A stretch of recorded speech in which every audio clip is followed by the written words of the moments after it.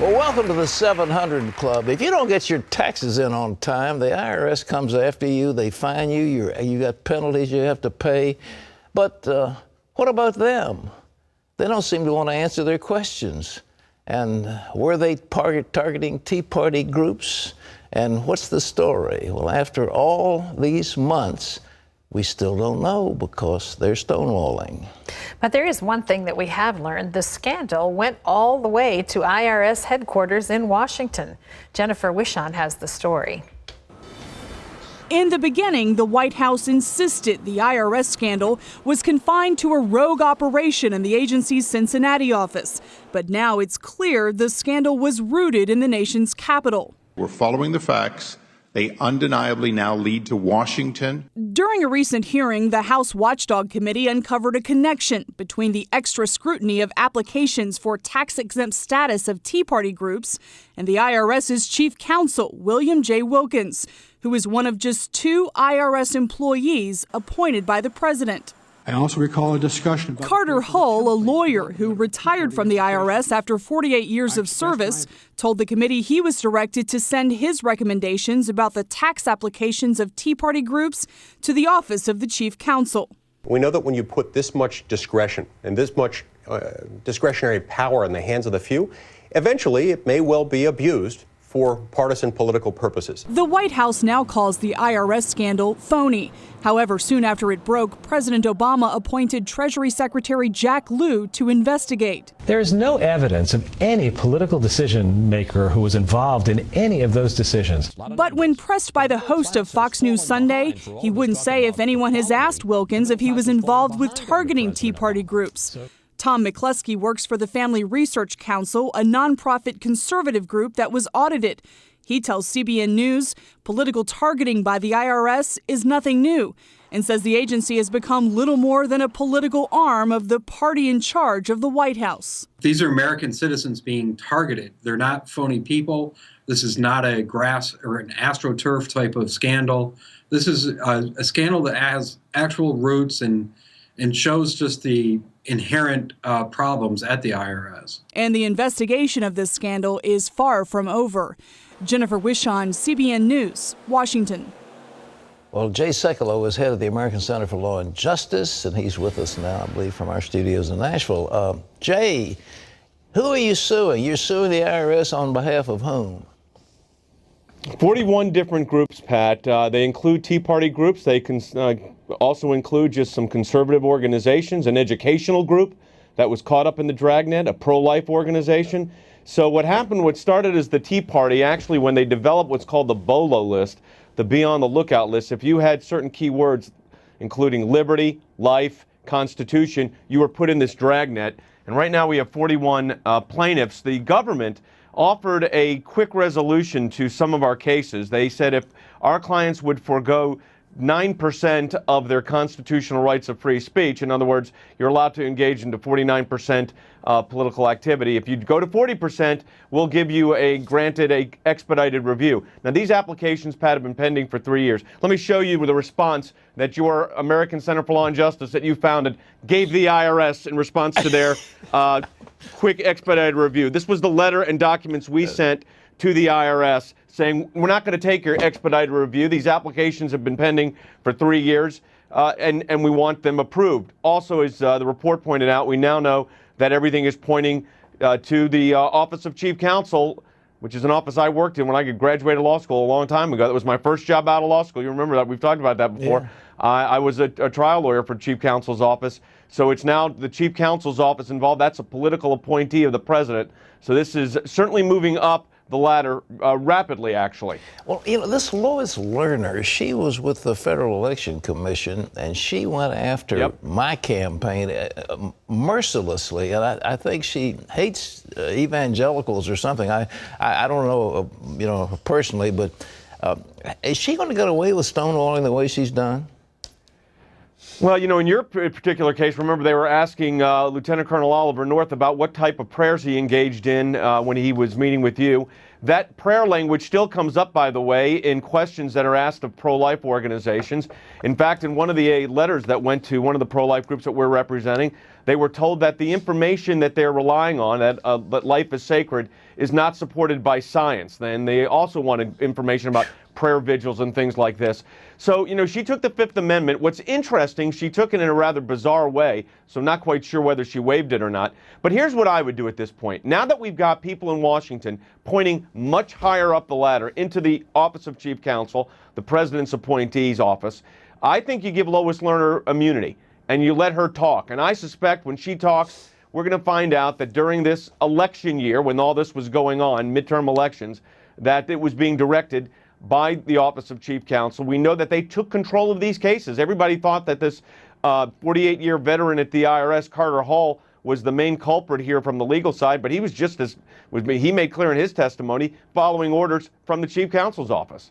Well, you think it was the Chief Counsel, it wasn't Lois Lerner? I mean, it bypassed her and went direct to the White House? Am I hearing that? Oh, I think Lois Lerner had a lot to do with it, Pat, and she's had an animus for decades in her government service against Christian organizations. Remember, when she was in charge of the FEC, they were telling a candidate that if he didn't run for office again, they wouldn't find him, put a fine in place against his campaign. So they've had these kind of statements before coming out of people she's worked with and from herself. But you got to go a step further here. We know for a fact that the IRS Chief Counsel's office was asked to take these cases over, or took these cases over. Somebody needs to ask the IRS Chief Counsel, William Wilkins, what was your involvement? When did you know about this? Why didn't you stop it? What was your engagement level on this? And Jack Lew, the Secretary of the Treasury, was ordered by President Obama to make a thorough investigation of what happened and hold those that were responsible liable for their actions. He has not and will not ask the IRS Chief Counsel, who reports to him, a presidential appointee, he will not ask him what he knew and when he knew it. And that, to me, is outrageous. And that we got on the Sunday talk shows with Chris Wallace. That's outrageous. People should be saying no. Now he needs to go before Congress, testify under oath. Can you get this Chief Counsel on the stand under oath? Can you depose him in this case you're dealing with? We absolutely have the authority under the federal rules of civil procedure to certainly depose the head of the Office of Chief Counsel now that we know the Chief Counsel's office was involved. So yes, we will depose him. We'll depose his deputies. It's an office that has 1,600 lawyers, but what's a little bit not true about some of that statement is it's not that there's just 1,600 lawyers. There's multiple levels of review. But here's what we know. Someone high up, at least the associate counsel's level, which is like the deputies, took these cases over and took them out of career lawyers who had been with the IRS for 48 years, or at that point, 46 years.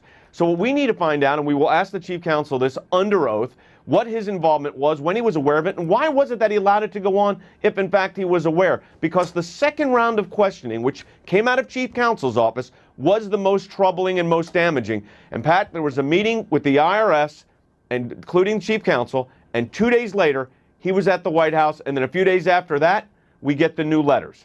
So maybe it's just coincidental timing. But in Washington, we don't tend to believe in coincidences too much.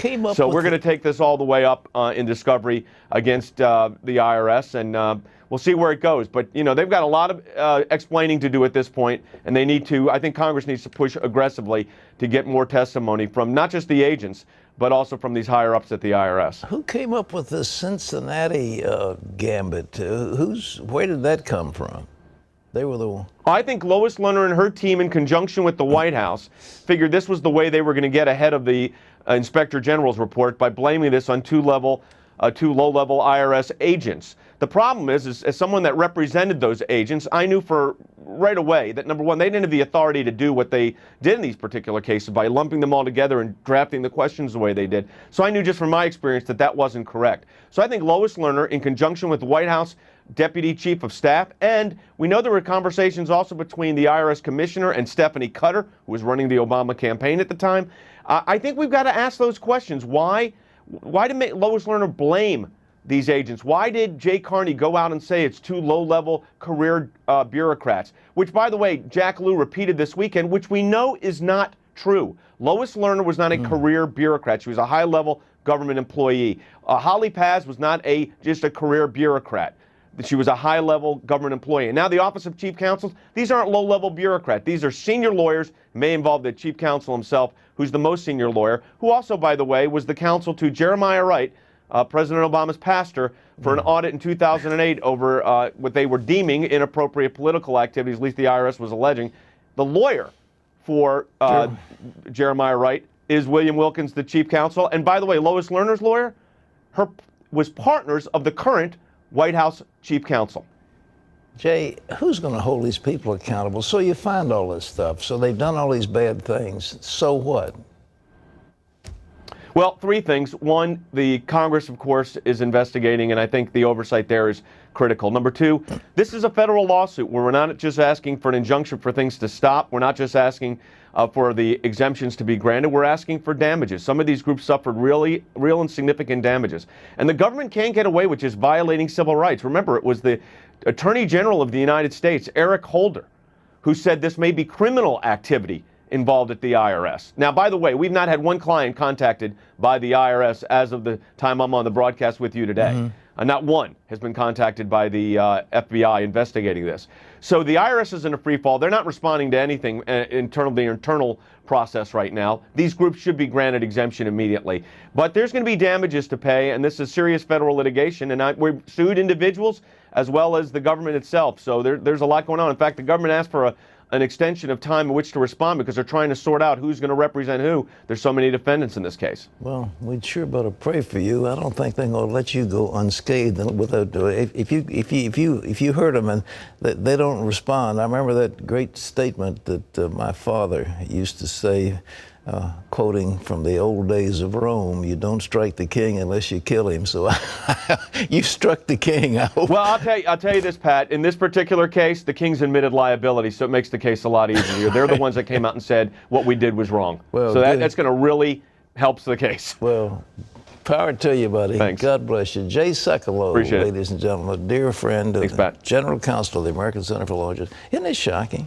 It really is shocking. Yeah. I mean, the depth of it is. Well, pray for Jay on this one, ladies and gentlemen.